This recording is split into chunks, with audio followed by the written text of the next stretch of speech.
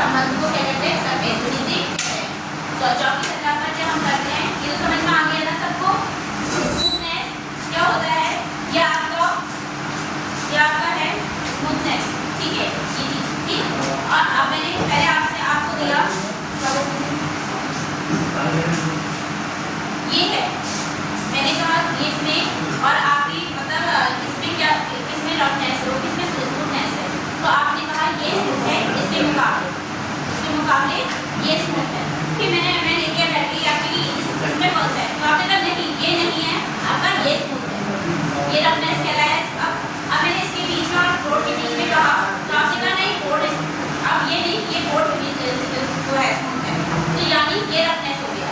तो रफनेस और स्मूथनेस के बीच के संबंध को क्या कहते हैं, इस संबंध को क्या कहते हैं, सरफेस फिनिशिंग कहते हैं।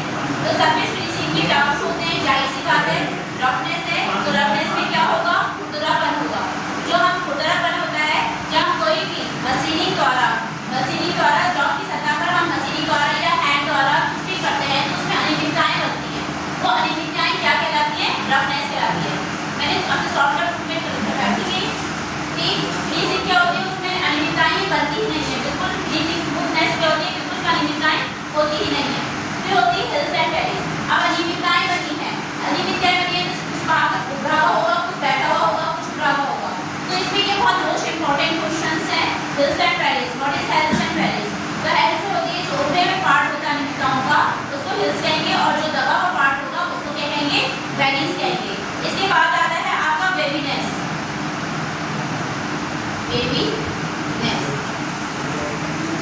वेवीनेस में क्या होता है, वेवीनेस में